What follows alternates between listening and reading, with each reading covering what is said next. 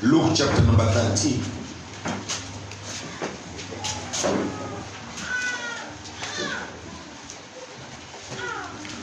Luke number 13. We are starting from verse number 10.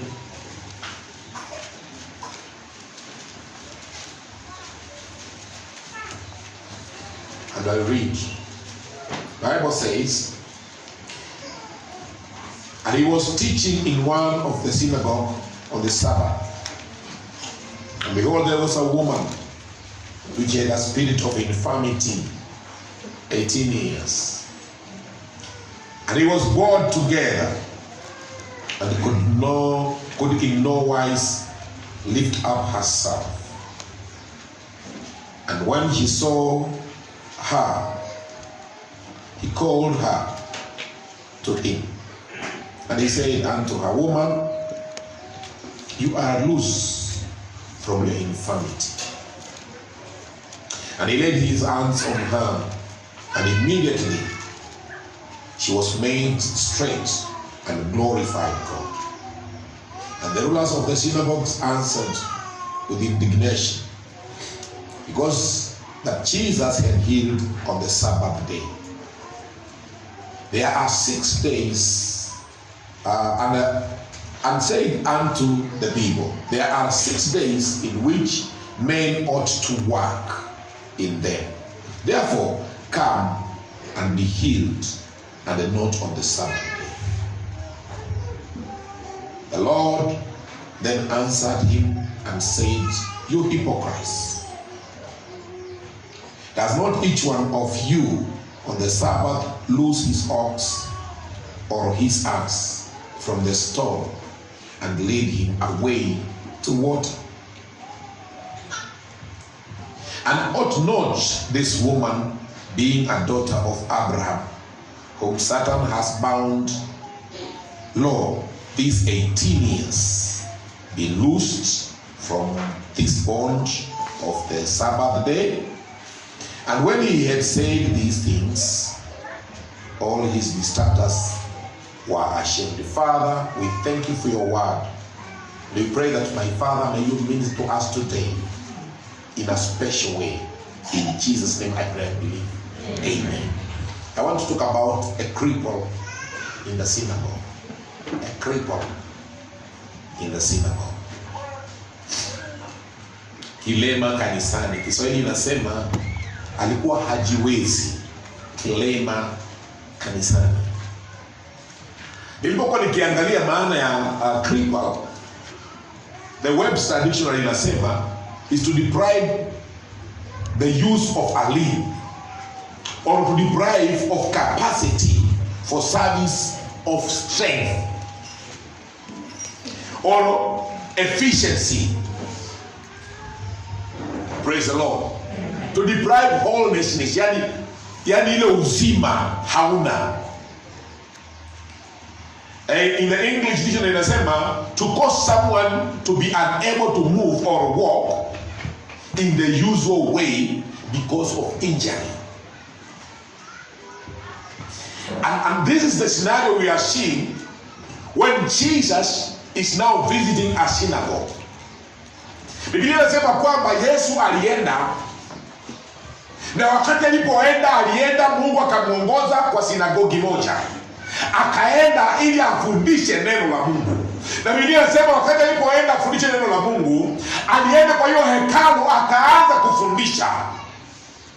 Lakini katikati ya hekalu Biblia inasema kulikuwa na mama mmoja alikuwa mahala pale. Yesu Kristo ndiye ananakili, ama Biblia ya Luka mtakatifu ananakili kwamba huyu mama kulingana na historia ile alikuwa mahala pale. Depending on the history of that place, he was there 18 years. Hello. Uliza mwenzako, how long have you been here? Mimi sijui uko hapo miaka ngapi. Bwana asifiwe sana. Lakini historia inasema huyu mama alikuwa miaka 18 amekaa mahala pale kwa hiyo kanisa moja. Mahali pamoja alikuwa hapo 18 years. He was listening to preachers for 18 years. Praise the Lord. Yaani kwa nasikia tu wahubiri. Maushuhuda vile tumesikia hapa, 18 years anasikia. Ushuhuda na nyimbo anasikia 18 years. Ngoma amepiga 18 years.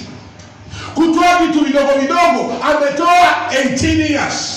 But the Bible says when Jesus looked at her, aliona yeye alikuwa hajiwezi, alikuwa ni kilema, alikuwa ni mtu ambayo amepooza, is a cripple. Praise the Lord. Amen. You can be hearing the word of God, but you're still a cripple. You can be doing so good things in the church, but you are a cripple. Bwana asifiwe sana. Unaweza kuwa wewe wanakuona mbele, unakaa mbele hapa, but you are still a cripple. Bwana asifiwe sana. Kwa nini mara nyingi tunakuwa cripples in the church of God? Because many of us don't see beyond the pastor. Unaona tu kwa mchungaji, yani mambo yako yote inaishia kwa mchungaji. Kama umemdharau mchungaji, hivyo ni imekaa. Bwana asifiwe sana. Kama unasema hakuna baraka hapa, hivyo ni imekaa. Hauoni Mungu akizungumza, lakini unaona ni pastor anazungumza. Bwana asifiwe sana. Hello.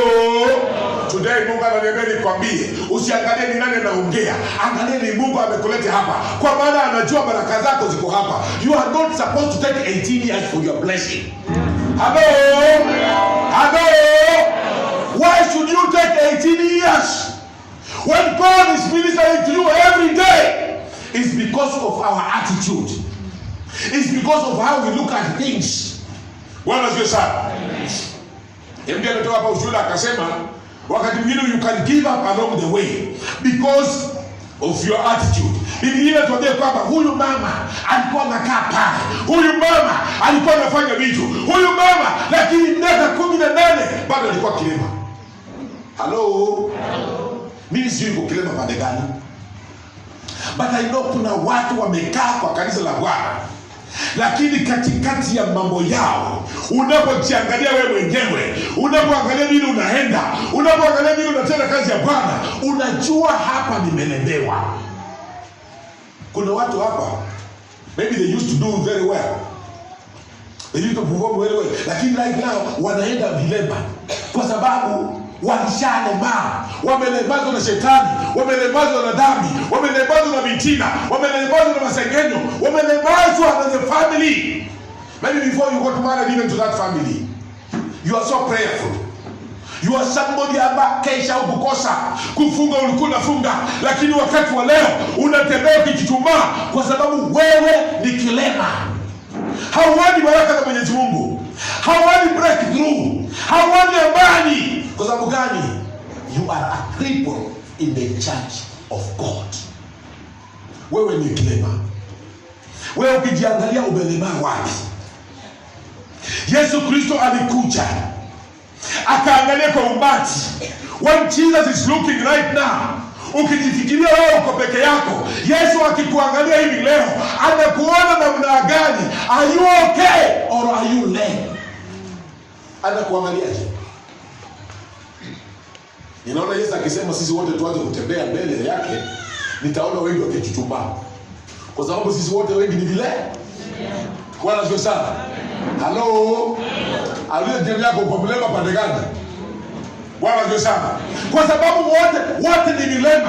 Unaona kwamba nilikuwa nafanya hii, sifanyi sasa. Nilikuwa nafanya hii, sitendi. Nilikuwa naenda kanisani kila Jumapili, siendi. Nilikuwa naomba, siombi. Bwana asifiwe sana. Watu wengine wametupa toba katika dirisha. Kazi yake ni kuja na nikushukuru tu Mungu, na kushukuru, ninakuomba hata jirani yangu huyu amenisumbua sana, wewe ushughulike na yeye. Mimi nimekuja hapa na nikitoa hii sadaka sasa imekuwa ni kama bribe kwa Mungu. Mungu si unaona natoa sadaka. Nikiweza sadaka kwa madhabahu haya na nione natahabika na wewe unanisumbua. Hawakumbuki toba. Praise the Lord. Yaani yeye anataka afanye bila anataka, lakini aende mbele ya Mungu, Mungu amsikie, as if we are twisting God's arm. You cannot twist God up in whatever you are doing. Bwana asifiwe sana. Mungu anakuangalia, anakuona aje. How is God looking at you? Are you the person you used to be? Are you what you are supposed to be? Are you doing what you are supposed to be doing? Wacha nikwambie hii kanisa, if we declare we are going to do what God has purposed us to do, this is an explosion. This is a time bomb. Bwana sio sana. Hii ni bomu katika kibira hii. Bwana sio sana. Kwa maana ukijisimamia tu na useme nitafanya, hakuna kanisa inaweza pita kataka. Amen. I want to tell you. Yes. Bwana sio sana. Mimi nimepeleka kwa district hii. Hadi ingawaje nimekuwa si muda mrefu sana, lakini I worked here around. I know the potential.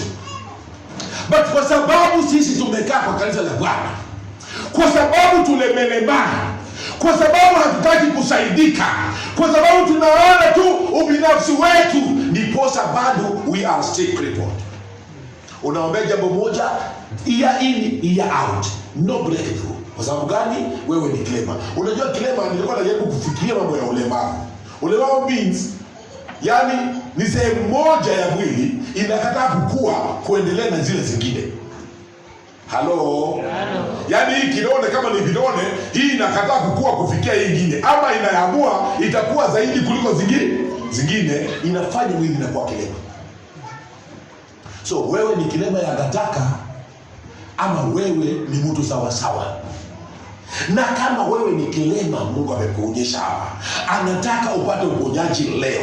Kama vile aliongelesha huyu mama, akamwangalia akamwambia, nimeona umeteseka, 18 years is enough. And I'm sure even pastor did not know. Hello. Kabla Yesu hajakuja, si ulikuwa na kuhani pale? Bwana sio sana. Lakini wakati Yesu alimulika, ndio alijua huyu mtu ni kilema. Let me tell you my brother, my sister, pastors wanaweza kuwa wamekosa kumulika, lakini hivi leo Mungu anakumulika. Are you in the right position? Are you okay? Are your limbs working well?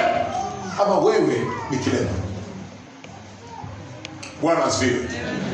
Praise the Lord. Bwana asifiwe. Umelemazwa na lahana ya watu. Wamesema hautajenga.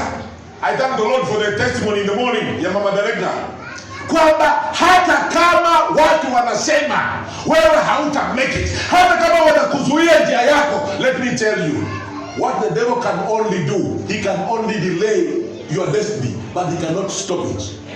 Hello. Shetani hawezi zuia mahali Mungu amekusudia utafika.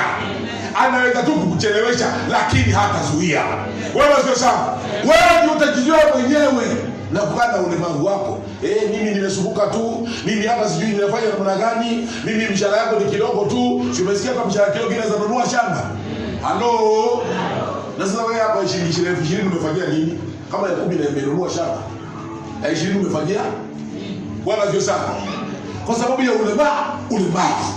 Praise the Lord. Because we are lame. And Jesus Christ when he walked, aliangalia huyo mama.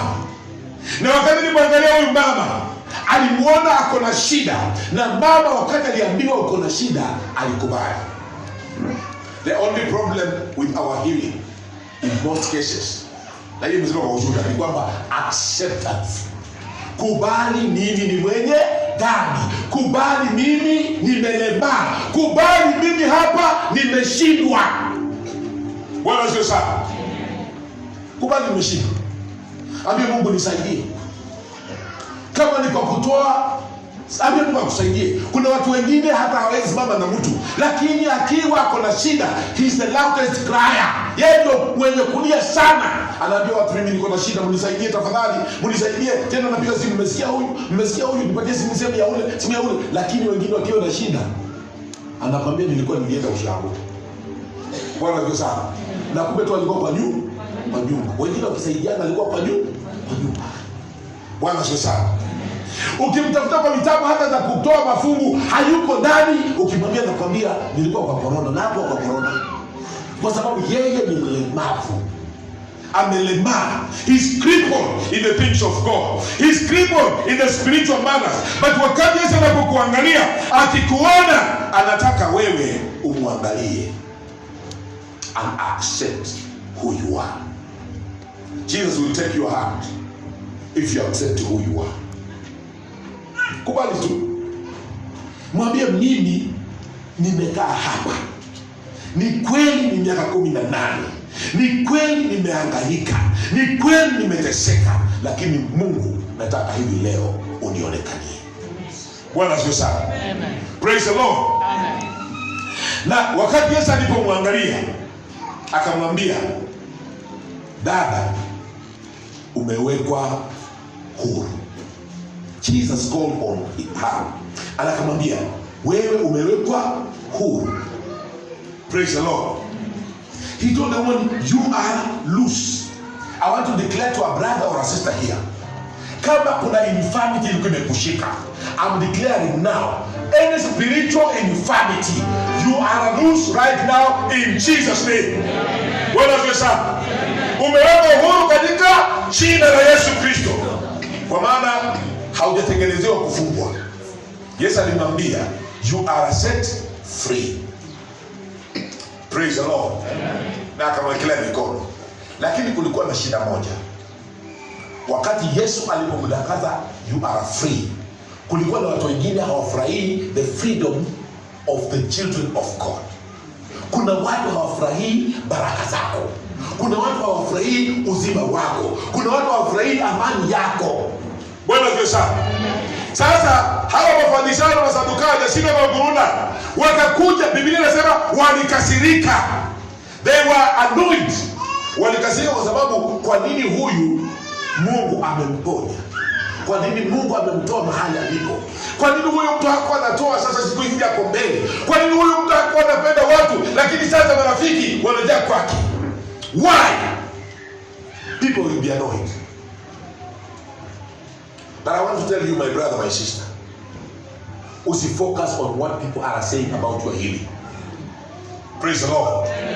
Your healing is between you and Jesus Christ. Yeye anajua mahali alikutoa. Praise the Lord. I was sharing somewhere, nikasema kwamba Yesu anajua mahali amekutoa na anajua mahali anakupeleka. Hapa katikati kile atafanya yeye mwenyewe ndiye anajua. He knows you are coming from Egypt and you are going to Canaan. Praise the Lord. Lakini ile kitu Yesu hajatuambia hapa katikati ni nini tunakutana hapa. Hello. Hajatuambia ni nini tunakutana hapa katikati. Yeye anajua from point A to point B utafika. Because Jesus sees from the beginning to the end. Anajua unatoka Misri na unaenda Canaan. Lakini hatakwambia kuna Red Sea. But he knows why. Kwa nini Yesu asikwambie kuna Red Sea? Because anajua vile atashughulikia. Bwana asifiwe sana. Anajua atashughulikia hiyo Red Sea. He knows there is a problem somewhere, but that problem is not for your concern. Bwana asifiwe sana. Hiyo problem yeye mwenyewe atashughulikia. Anasema kwamba iko Red Sea, mimi nitapasua katikati. Iko Jordan, nitapasua katikati. Iko milima, nitashusha tu milima. Bwana asifiwe sana. Kuna njaa mbele, ndio ninajua, lakini mimi nitaiondoa.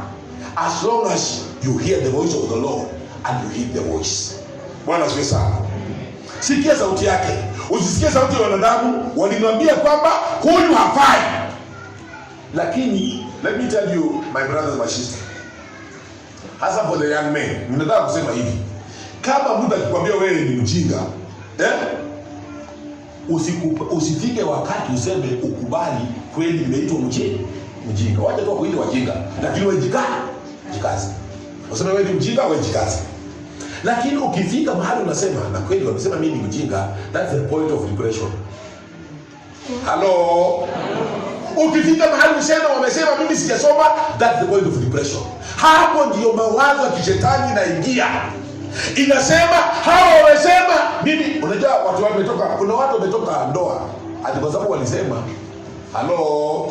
Kama mko hapa, mtu alitoka kwa ndoa ati the mother in law hamtaki. Hello. Alitoka kwa sababu gani? Mother in law hamtaki. Na nani alimuoa? Ni mother in law ama ni Lesa? Bwana asifiwe sana. So anafaa kusikia nani akisema? Lesa. Sasa yeye anatoka kwa sababu watu wamesema kama hawa wa sinagogi wanasema huyu hafai, na anasema kwa sababu wamesema hafai sifa. Sasa mtu hapo hapo anatembea na matabara yake na manguo, atalitoka ndoa kwa sababu kuna watu wengine walisema, si mume wake alisema, watu wengine walisema hafai. Hello. Ambia adui, wewe sema ili utasema. Shout as much as you can shout. But I know there is only one voice. Hata kama haiongei na nguvu, hiyo voice ni ya Yesu Kristo. Akisema wakati imefika, nitajua imefika. Bwana asifiwe sana. Na kama hajasema, I am not moving anywhere. Hello? I am not moving anywhere. Nasema mimi nitakaa hapa. Don't usikubali maneno ya watu kusema sema ati wewe haufaulu, wewe hauwezi. I thank God for this lady. Biblia inasema yeye alinyamaza. Mwenye kutetea sasa kwanza kuongea alikuwa Yesu. Alikuwa anamwambia sasa mnasumulia nini huyu dada? Huyu dada ni maana tu hata mkao hao wengine. Yesu ndiye alikuwa anajibu, anawaambia nyinyi ndio waongo. Mnadanganya mambo haya. You are not as clean. You are as dirty even more than this woman. She also deserves. You deserve your right, my brother. You deserve your blessing, my sister. Bwana asifiwe. Bwana jinyonga usema ati wote ni waachie. Mnataka niwaachie dunia na waachia. Unawaachia nani? We don't need your space. Space yako ni ya. Kwa nini unatuachia? Hello. Sasa mimi nimesimama hapa. Na wewe unajinyonga pale. Sasa mimi niko hapa. Unataka nani asimame hapo? Bwana asifiwe. I don't need your space. You have your space. Kataa. Ambia shetani, hata kama unasema mimi Mungu ameniruhusu niwe hapa na nitakuwa hapa. I will be here. And I'm here to stay. Hapana babaika. Bwana asifiwe. Na ukisema I'm here to stay ukinyamaza, Yesu anasema this woman is a daughter of Abraham also. Yeye ndiye anakutetea. Yeye ndiye anakupigania. Sio mwanadamu anakupigania, ni Yesu anakupigania. And he's fighting for us. Praise the Lord. Even though you may be a cripple, wakati Yesu anakuja kukubadilisha, he fights for you. He fights your wars. Bwana asifiwe sana. Akasema ni shetani alikuwa amebound huyu. If you have been bound by the devil, the Lord is already standing with you. And he's already fighting for you. Bwana asifiwe sana. Bwana anakupigania. Hapana kubali kuwa displaced na maneno ya watu. When God brought you to this church, he knew this altar is your blessing. Yes. Hello. Na alijua hakuna mtu mwingine atakayesimama kwa blessing yako, itakuwa ni wewe mwenyewe na madhabahu yako. Bwana asifiwe sana. Ukilete vitu vyako hapa, unajua thank God for one day. God honors his altar. Hello. Mungu anaheshimu madhabahu yako. Hata muhindi akikuja alete hapa kitu sadaka kubwa, Mungu haangalii uhindi, anaangalia madhabahu yako. Anasema I will honor my altar. Bwana asifiwe sana. Kama Mungu amesema baraka zako ziko hapa, na ukuje na baraka zako na sadaka zako hapa, Mungu hata kuangalia, hata kubariki, lakini hata sahau dhambi zako. Atazidi tu nazo, lakini baraka zake he will just release. Bwana asifiwe sana. So if you are crippled, let us know that Jesus Christ is here. He's coming and he wants to change us. I want you to look beyond this altar. I want you to look beyond every leader here. I want you to look beyond every pastor. Look behind and see Jesus Christ is ministering to your needs. Bwana asifiwe sana. Kuna ndugu mmoja ambao baba yake alikuwa amempenda sana. Na huyu ndugu wakati baba yake alikuwa amempenda sana, watu wakadanganya huyu ndugu, wakamwambia baba yako anataka vitu zako kwa sababu yeye alifanikiwa kwa haraka. Akaambiwa baba yako anataka vitu zako. So every other time baba yake alikuwa anamuita, hakuwa anaenda, alikuwa anachukua yale mambo amejazwa na watu. He was crippled in that area. So baba yake akakaa, akaona siku zake zimefika na anaona kwamba mtoto wake hakuji, akaona atamzungumziaje. Akaamua akaambia mtu, nataka uende niwekee speaker kwa shilingi ya maisha na watu nikikuja. Rume yake haikuwa mbali sana, alikuwa akiingia baba yake anasikia, akikaa baba yake anasikia. So wakati alikuwa anaingia ndani, baba yake alikuwa anachukua nafasi na kumwambia, mwanangu, tafadhali naomba uje kunitembelea. Mimi najisikia niko mnyonge, niko mdhaifu. Nakupenda sana my son. You are my only son and I love you so much. Yeye alikuwa anachukua ni sauti tu inapiga. So siku moja akakaa akaendelea na maisha yake. Siku nyingine akaenda akasikia hakuna speaker. Akauliza kumbe leo hakuna kelele, hakuna mtu anaongea leo. So akaamua akatulia. So wakati alipokaa akakaa siku kadhaa akasikia kuna harufu inatoka kwa room hapa. Huenda kuangalia akakuta baba yake achana. Sasa akauliza kumbe baba yangu ndiye alikuwa anaongea. Wakati alipoangalia akaona kuna waya zimeconnectiwa zimeenda mpaka kwa room yake. Alipofuata waya akakuta kuna speaker imewekwa pale. Sasa ndiye akajiuliza kumbe I refused to listen to my father when he was speaking to me. Alipotaka kunipatia baraka zake, alipotaka mimi kwa moyo wake wote, nimekataa. Alipiga nduru, majirani wakakuja, wakamuuliza iko nini ndugu? Akasema mimi nilifikiri baba yangu ni mbaya, but kumbe baba yangu alikuwa amenijali.